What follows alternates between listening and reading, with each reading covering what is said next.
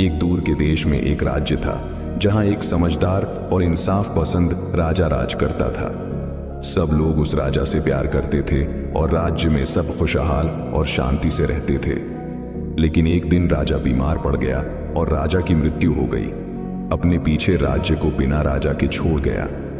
राजा के मंत्री इकट्ठा हुए ताकि नए राजा का चुनाव कर सकें। उन्हें पता था कि जो भी राजा बनेगा उसको राजा जैसा समझदार और इंसाफ पसंद होना चाहिए।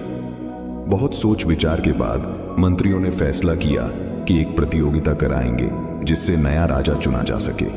वे राज्य के सभी बच्चों को इकट्ठा करेंगे और हर एक को एक बीज देंगे। बच्चों से कहा गया कि वो घर जाएं और बीज को उगाएं। 6 महीने बाद वो अपने पौधे लेकर वापस आएंगे और जिसका पौधा सबसे स्वस्थ होगा उसको नया राजा बनाया जाएगा। महीने बीत गए और प्रतियोगिता का दिन आ गया।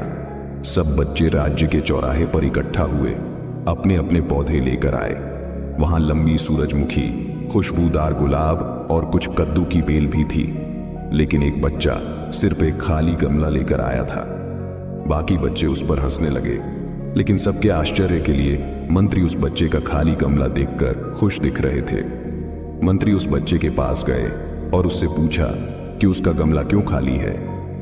शर्म और लाज के साथ उसने जवाब दिया, मैंने अपने बीज को मिट्टी में बोया, रोज पानी दिया और पूरा ध्यान रखा, लेकिन कुछ भी नहीं होगा।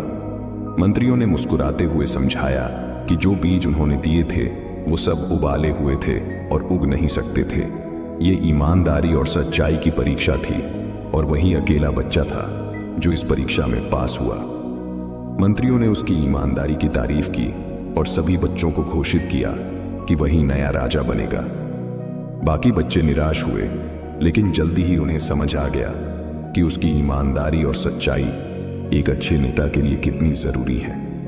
उसके नेतृत्व में राज्य फिर से खुशहाल और खुशहाल हो गया। उससे सब प्यार करते थे और उसका राज सोने की उम्र के नाम से जाना गया। उसके खाली गमले की कहानी एक कहानी बन गई जो राज्य के लोगों को ईमानदारी और सच्चाई का महत्व समझाती थी। ये कहानी सिखाती थी कि ईमानदारी से हार जाना बेहतर है चीट करके जीतने से।